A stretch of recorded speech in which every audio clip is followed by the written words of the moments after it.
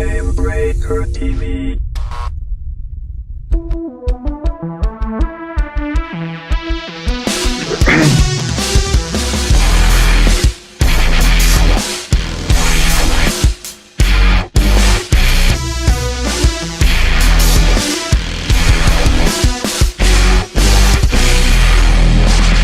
What's up, everybody, and welcome back to Monty's Minute, the show where you have questions about the video game industry, and he has answers. I'm Gary Gannon, and of course, joining me, as always, the one, the only, Mr. Monty Sharma. How are you, sir? I'm fabulous, Gary. How you doing? Awesome, awesome, awesome. Back for episode 7 already. Lucky number 7. Lucky number 7. If you guys want to send in your questions for Monty to answer, make sure to send them into Monty at Gamebreaker.tv. Send them to Monty at Gamebreaker.tv. Send in your questions right here. Anything you got about the video game industry, how to break in, if you got questions about free-to-play models or just anything in general about the business of it, send it in, and hopefully we'll get it on the air. All right, let's see what we got this week. First up, this one from Mark Love. He says, "Hi, Monty. First of all, I love the show. Keep up the good work." Monty does. That's good. Coming from Mr. Love. Yes. He says, "Secondly, I'd like to ask you why there's no IA in video games." First up, because he's got a whole bunch here, I'm going to go down. Can you explain to everybody what we know what AI is, right? I think he means AI. Oh, okay. It's AI, like artificial intelligence. Yeah. Okay. Right. All right. So he says there's scripting and scripts that they're getting shinier and shinier, but he says there's no real AI. So, and what he means by this, he gives an example, which is a really good explanation. So he says you can't have a free-form conversation with an NPC. So he says there's no murdering going on because the blacksmith slept with the butcher's daughter. Merchants aren't getting tired of the 13,000 adventurers, trying to sell their worn trench coat of the stinking snake pit. Merchants aren't rising prices for their products in popular cities, and they can hardly meet demand. She's saying why do game developers they do invest quite a lot of time in getting games as realistic as possible in terms of like physics and visuals and things like that, but not so much about making NPCs recognize situations and act upon them. I mean, it's a great question because I kind of thought that we would have actually seen more progress in this area in the MMO genre than we have. Right. Well, there's a few things. I've done some stuff in this space, and it's kind of neat. I mean, the simple answer to the question is we don't because, one, it's hard, and 2, we don't really want to. So it's hard in that to make a computer respond as a person, the whole Turing test kind of thing, is hard. It's a lot of coding. It's very situational. It doesn't deal well with people of different sort of cultural backgrounds and things like that. So you'd be able to do it well, but it would be crafted for a relatively narrow segment of your player base, which means you've got to then turn around and make multiple AIs and look at, say, oh, this person's coming in from Germany. Well, I'm going to use this, for my conversation model. And the second thing is game developers, we don't know who's coming in when. So if what we have is a world that's sort of constantly transforming because you've sold me too many of the same things or whatever else, well, that affects the balance of the whole world. So that means that, player number 10,000 is playing a different game than player number 1. Well, if player number 10,000 is playing a different game, then the balance is off. If I'm dealing with millions of players, I've got an exponential increase in balance issues. So that's fundamentally why they don't do it. Now, there are some efforts, and I was involved in 2 things. One was talking to a company that actually primarily works with the military, and what they do is they build very sophisticated simulations where, hey, this guy here is the baker, but he's actually also a terrorist sympathizer. So he knows there's a bomb planted there, and he's going to start running away when the patrol comes nearby. And these people have this sort of a conflict and all of that. And it was really neat. But it was an immense amount of work to script that. And that worked for one person walking through. So you'd essentially have to create an instance for each one of those scripted environments. And that, again, it's a whole lot of work. And so if we can afford to pay, $300 million to build a game, yeah, but the way games are currently financed and the revenues, I don't see that part happening. Do you think we'll see them? I mean, is that something you think a lot of gamers are really looking for? That they really want the MMO world to become like, they want that veil between the human and the computer art AI to kind of go away, where they almost can't tell the difference anymore? Yeah, I think that's ultimately the goal, the dream for many people. But to get there, you need to be able to construct that, in an easy enough way that you can scale the development of it. And in the absence of that, we use other players. I mean, that's the whole point of PvP. And that's where I was actually going with it. Is the answer? Do you think it'll turn? Is it more logical for it to go into more games that kind of go for a more sandboxy kind of element, where the content is then created by the players rather than a theme park where everything is scripted by a designer? Yeah, I mean, there's two sides to it. I mean, one, I think you will see more and more sophisticated scripting. It'll take its time, though. I mean, it's just starting to make it into some areas. I think it'll take its time before it hits mainstream gaming. And the other side is sandbox. I mean, I look at EVE Online, and why is it done so well? Because the stories are so compelling, and the stories have absolutely nothing to do with what CCP wrote. Nothing. It has everything to do with backstabbing scum or our fellow players. Power to the people. All right. Next up, this is from GT. Says, hello, guys. I noticed this show and was quite hyped. Well, we're hyped that you found the show. It says, it has some connections to real life, not just a show about how to play a game or discussion about it. So I take my hat off to that one. Whoever came up with this idea. That would be all Monty. No, it was Gary, actually. I just ranted. Gary said, hey, let's ask you questions. So it's good. All right. So he says, to better understand my question, I think I should say I'm a student in software engineering bachelor. My question would be this. Says, I really like the game industry and would like to be a part of it as a programmer. From my point of view, knowing C or C++ language is one of the major points. Recently, I got a job which is based on Java's language and don't have much time to deepen C++ knowledge. I know that he says, I know the basics, though. Because I'm worried that I would have less possibilities to get in some of the bigger companies because the C language is the main key. I should mention that I'm not really into indie games. My goal would be to be part of one of those companies who make masterpiece titles and stand out from the others with their quality. So what do you think on that note? Does GT have to learn C++? Yeah, what you need to appreciate is there's many different kinds of programmers within a game company. So if you are actually a kick-ass Java programmer, there's all sorts of server-side work that gets done in Java. So everything from tools programming to core server logic and other things like that are written in Java in a number of cases. So, I wouldn't sweat, hey, I'm not that great at C++. The other thing is look at game engines and other things like that. So start working with the Unreal Engine. UDK is free. You could pick that up. Look at Unity. Start working those engines if you're really interested in client-side work.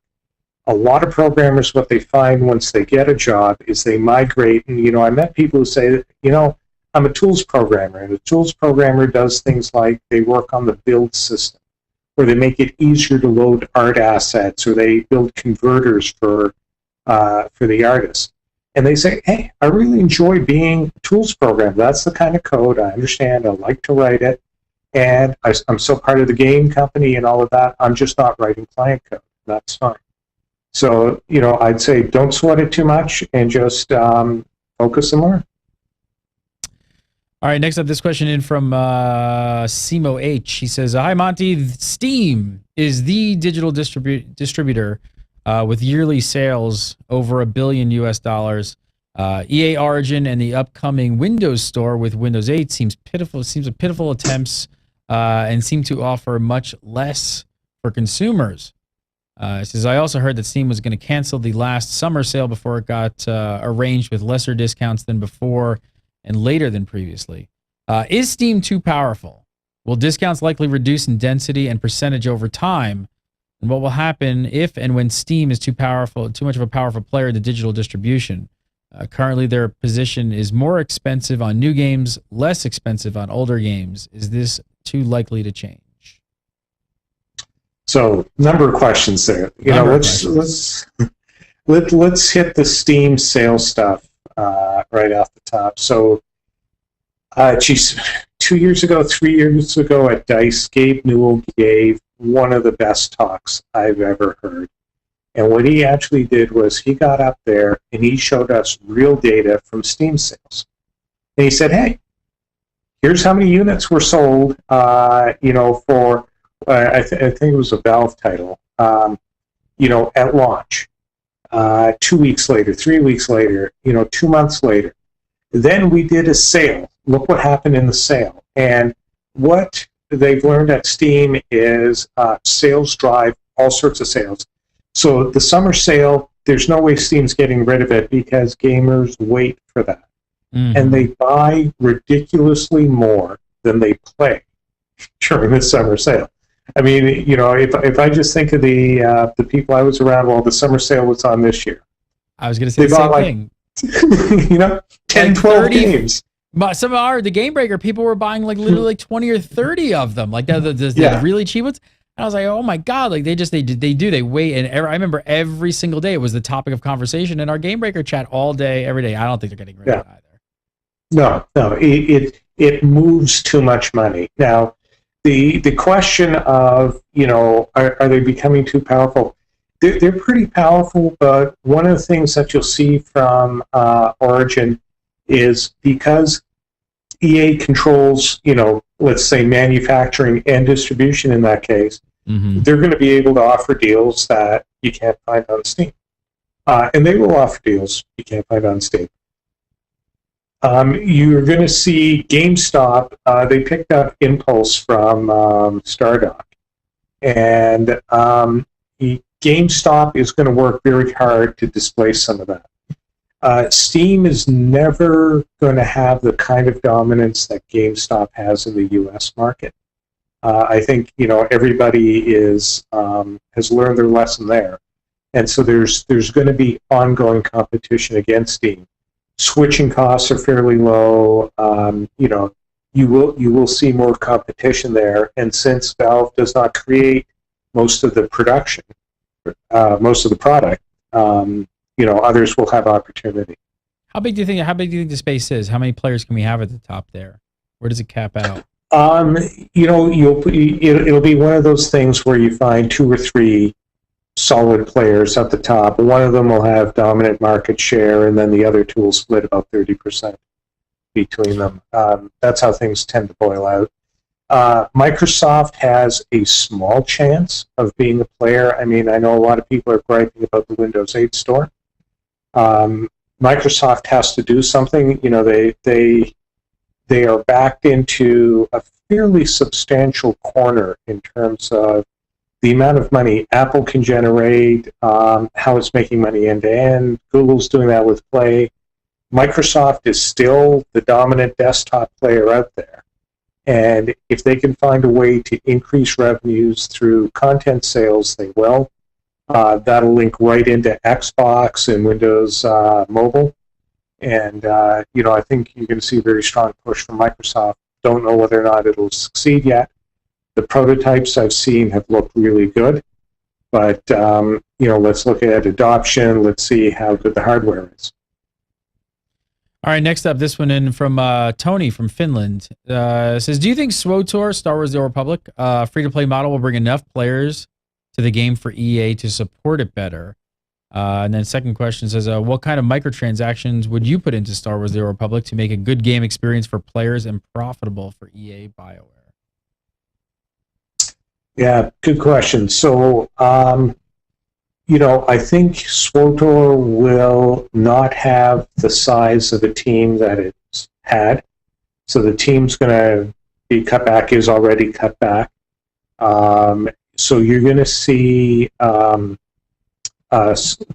smaller content patches, and they need to sort of deal with the environment they've created of being a really good single-player game, but not a great multiplayer game, and find a way to pull more people into group activities and things like that.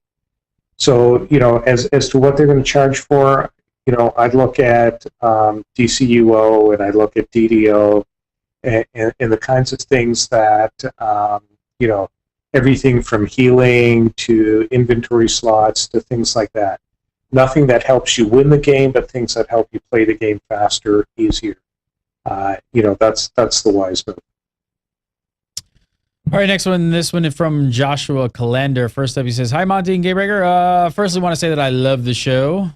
There's not a lot of information out there for this kind of stuff, so thanks for taking the time to answer our questions." Well, you're welcome.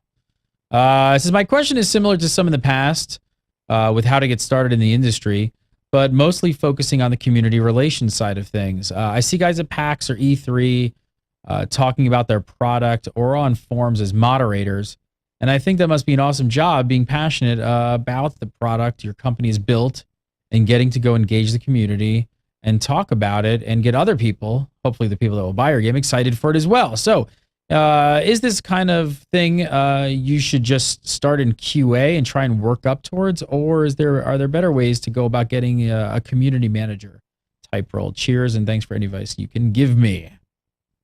Excellent. That was one to CM. Yeah, so I actually talked to Richard Weil, who's with Metaverse and Mod Squad. They do community management for a bunch of games. Talked to our friend Linda Carlson from SOE and Val Massey from, she's now with Clara. She used to be with CCP. And, what all of them say is community management is actually something that you can enter the industry in, first off. So a path through QA is not necessary. You can actually enter into community management. Community managers are people who have just a tremendous sense of calm because they are getting trolled and abused and pursued in all sorts of ways. And so, a lot of times what they will do is they will hire off their own forums. So what they're looking for on the forums is somebody who's an organizer, a leader, and an intelligence voice in all the ranting and raving. So, somebody who organizes a thread or summarizes questions and things like that. They like that. That's like, hey, this person knows what they're doing. They're putting it together. They're contributing to the community. And so they have a level head. Yeah, they have a level head.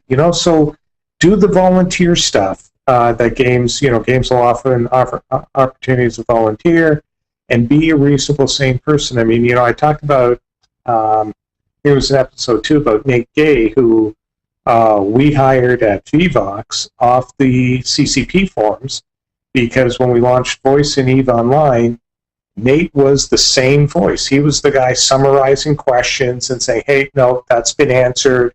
That's not true. Let me quench that rumor. He did it on his own. We met him in the game. We talked to him, and we ended up giving him a job. And, he was straight out of high school, but he was a bright guy. He's got a long, bright future ahead of him. And I guess the other thing too is there's also other smaller communities out there that might be, always looking for moderators and things like that to help out. And even Gamebreaker is filled with mostly volunteers who do all of our moderating and stuff like that. So it might be something you also want to do like in conjunction while maybe trying to get the attention of a bigger company like that, on their forums doing that. You might also want at the same time also maybe juggle and do work for another site as a moderator, doing maybe a little bit more closer with them. Might just be easier to approach them. So, yeah, that absolutely counts. I mean, if you're working as a moderator on a media site or you're helping, Gamebreaker out, any of those sorts of things, companies will look at that and say, hey, you've got the necessary skills. You've shown that you can do this. This is great. I can't stress this enough, is game development is the only career I know that you can get into it by just doing it. You just might want to rethink that community manager. That's all I'm saying. No, I'm kidding. That's not an easy one. I do not envy their job, man, because they just get hammered, and I have to look away from it because with our community, we have one of the best communities out there. Our community are a bunch of saints compared to most gaming, but in the gaming industry, especially when you're at a company making a game, the hate, there's players who just specialize in hanging out in the forums and causing problems. That's where they get their fun, and you'll hear game companies talk about, we've got posters who play and players who post. They're two different categories of people. And I think the best advice I could say is don't ever let it get to you, and don't ever show that it gets to you. You're gonna smash your desk and yell, but don't ever post anything, because one bad post somewhere will kind of get you in trouble. All right, so next up from Jari Kivinen says, how badly is mobile gaming, talking about iOS and Android here, hurting the portable market like 3DS and Vita? Are we going to see less and less developers on portables in the future? Or are we going to see something crazy like Google Play on the next Vita in effort to save it? That's a really good question. I think we're going to see less and less mobile devices and more things focusing on the smartphone platforms.